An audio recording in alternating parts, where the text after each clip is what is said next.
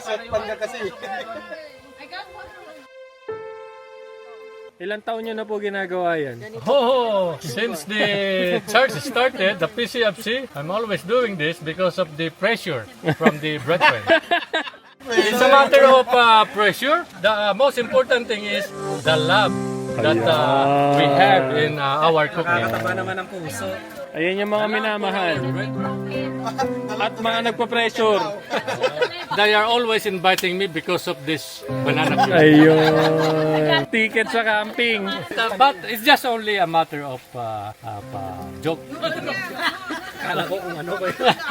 Kasi yung lamok eh.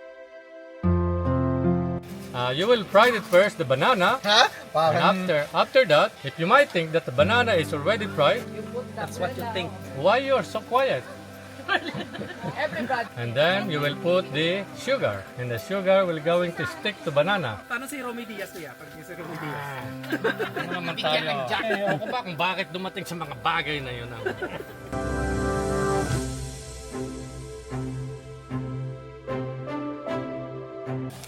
Put the sugar because it is bad also if you over fry the sugar. Kaya kailangan frosted talaga sa kuya, diba? Oo. Kasi na-try ko yung hindi frosted. Kalahati lang ako, diba? Nagluto siya. Sakit. Another stage of our cooking, we have to tuhog-tuhog. Generous! Actually, Dalawa na. because I want everybody to be happy, but the budget is not enough. And I pray that everybody will be happy. As you can see, it's 2 banana. Di bale, basta maging masaya lang si... No, I'm just overwhelmed with the joy because I pray that everybody can enjoy the banana cue. Bakit kasi tinawag na banana cue? Kasi tuhog na. Kasi hindi siya banana cue. Nasa ng cue? Bakit po ba tinawag na banana queue ang banana queue? According to the Webster's Dictionary, Google Earth, ask mo na lang kay Kuya Kim.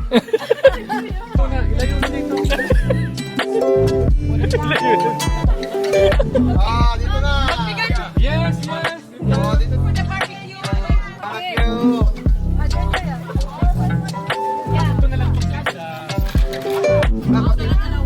Larayo nga daw ito. Kasi baka pag First time. Yun, no? Sarap. Praise the Lord. Ay, kain ka muna sa akin.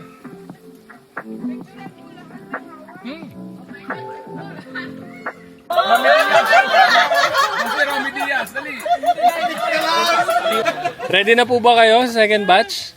Actually, I'm just trying to my best to make it ready because as you can see, all the people they are really starving for Ito po ang legendary na banana queue ni Kuya Edgar. Hindi talaga kompleto yung camping pag nandyan ka na walang Harap. banana cue.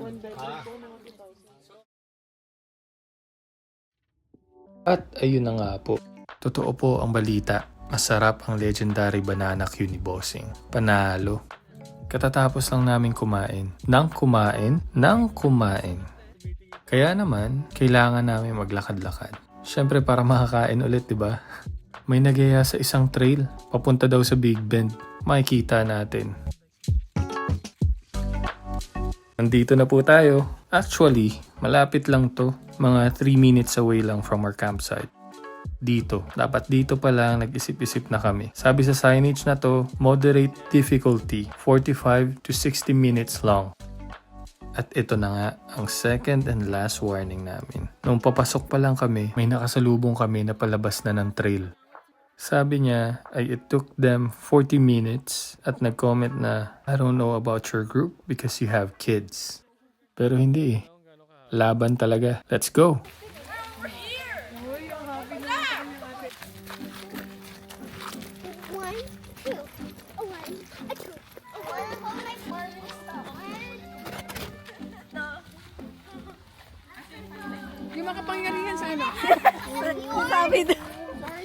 have mine. Bakit? Gusto maglakad? Going on a lion hunt. Gotta catch the big one. I'm not scared. What a beautiful day.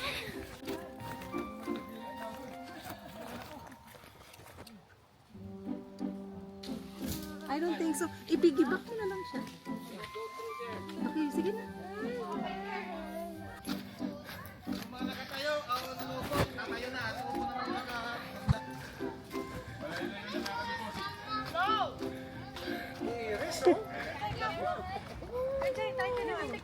Wow. Let's see the shape of the arrow. Come on. Maputi. Exciting. We burn our calories. Maybe 300 calories.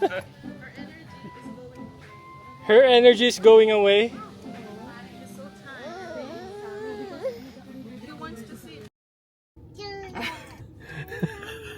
Grabe yung trail na pinuntahan namin. Oo, yung trail.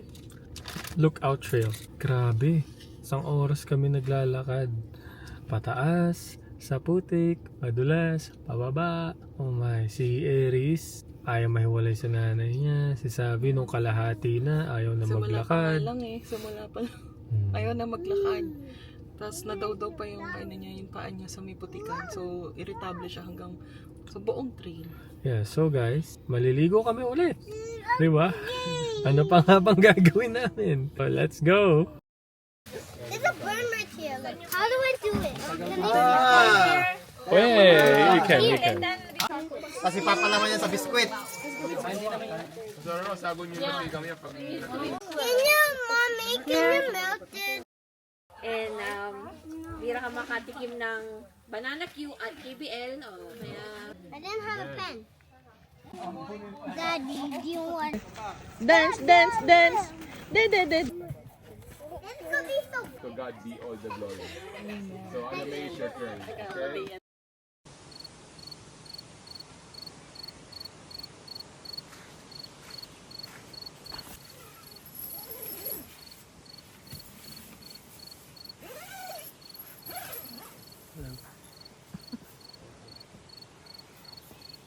Hello! Ngayon po ay bedtime na. It's around 10:20 p.m. Tulog na po yung mga bata. Si Aries at si Savi. Pagod na pagod yan dahil sa mga ginawa namin kanina. Ang temperature po ngayon ay 18 degrees Celsius. So, alamig pa yan mamaya. Mga -2 degrees pa. Ano pa mga nangyari? Hindi na kami nakapagkuha ng footages eh. So, nag-dinner lang kami after namin maligo ulit. Nagkaroon ng Bible study pero hindi kami nakasali kasi mga bata cranky na. Ngayon, tulugan na ulit. Bukas, pagising, uwian na kagad.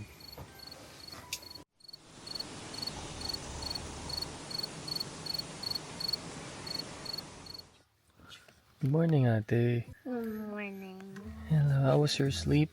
It was good. It was good, it's nice. Is it cold? Yes, it was. It is cold. But then mommy gave me a blanket. It's about 7 a.m. 16 degrees ngayon. Magaan na kami, magliligpit na kami ng tent namin. 1, 2, 3, 4. Tara, magluto tayo ng mais.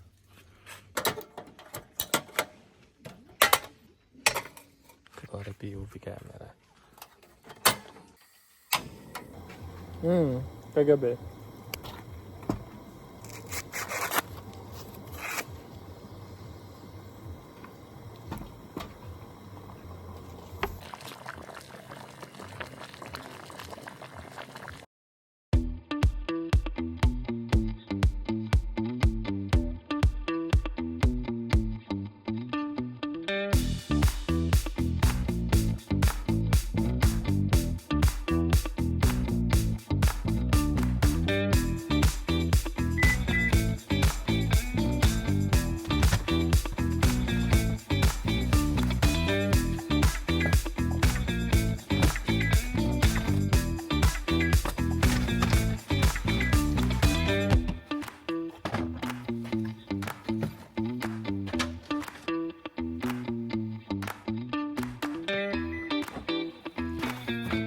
Tapos na.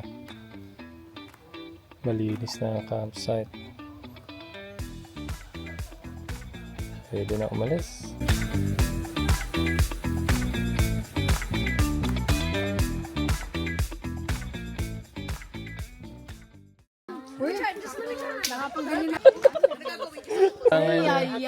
Pag ganun pa siya kanina. What's next? Next is, What do you make it? Ang sweet ano eh. Yung ula, yung... Maghahanap ng ano to mga to. Treasure hunting. Ito malapit na to sa atin. Ontario Park. Dapat malibot na Pioneering natin next year, yan. next. Ridon, kami. Coming. Mga 6-hour drive Ito na yan. day trip lang tayo sa Wasaga. Nakapunta.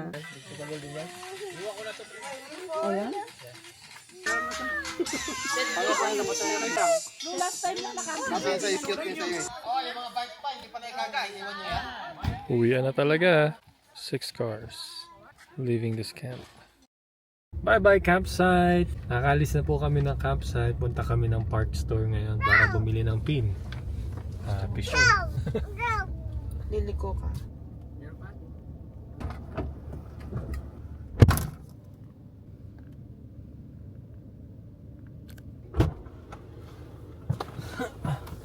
Sige, Big Ben muna kasi sama-sama na sila dun eh.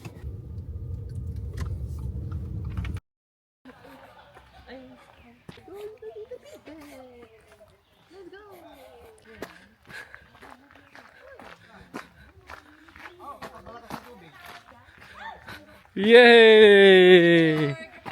Wow! Kasi to the Big Ben. Wow, it's so beautiful.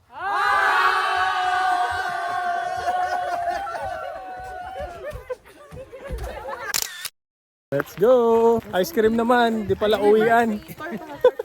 Ay, Park Store pa, Park Store.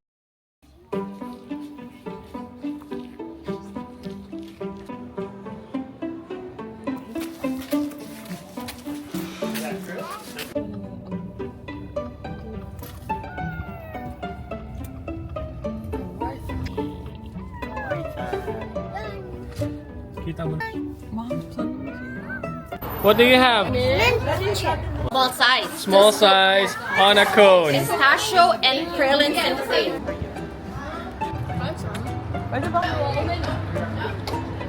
Okay, go for it.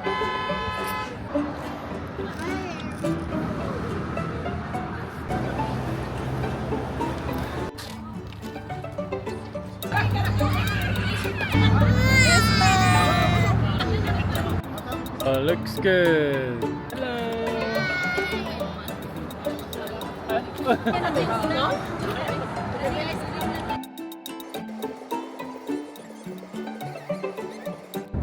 Eh. Pauwi na kami. Camp is over. Ay, bilis. Bilis lang. It's around 12:30 p.m. Siguro mga 30 minutes na kami nagde-drive. Nakakarating daw kami sa Osho mga 2:20. Yan. So may 1 hour and 45 minutes pa. Tulog ang mga kids. Tulog. Hindi, yung isa eh, kumakain. Ate, say hi! Hi. Did you enjoy the camp? From 0 to 10, i-rate mo yung Arrowhead. 6.5. Kasi, okay naman siya. Pero, compared to the others, it's not the best. 0 to 10. Siguro mga 5.5 lang siya. Cons ng Arrowhead. Unang-una, pinaka-ayoko is yung mosquito. Oh, grabe. So, ang mga mosquito doon ay pinagtibay ng panahon, sabi ko nga. Mga mutant na ata yung mga yun eh. Kahit na may mga repellent, may uso, kahit may damit ka na makapal, kagating ka pa Grabe. nila. Yung lamok, ini-smoke nila yung usok ng ano mo, ng bonfire mo. Lalaki. Lalo sila lumalakas. Oo, feeling ko yun yung dahilan ba't sila sad to say, yung mga bata, ang dami nilang kagat sa mukha. Yes. Lalaki talaga, as in malalaking lamok. Yung mga lamok, kakapit sa damit mo. Oo. Tapos doon ka nila kakagatin sa damit mo. Kahit ka, kahit magsiksik kang ganun, ay, Wala silang wala pakialam. akong pakay, nakadikit ako ganun. Kung walang lamok sa sandbanks, sa Arrowhead, Sobra napakarami. naman. If you reach this this far in this video. Thank you for watching. Thank you. Alam namin puro mukha lang namin to. Kung nag-enjoy ka, kung sino ka man, kakilala ka man namin, or kami ikaw. Sana nag-enjoy ka pa rin kahit ilang beses mo na pinanood. No? On to the next camp. On to the next camp. Like and subscribe. Ang next ay redo. Redo. Yeah. So, Paano sinasabi ng mga YouTuber? like and subscribe. And don't forget to hit the bell. Yun lang Bye-bye po. Bye-bye. Wala na kami memory. Yeah. Hey! Hey!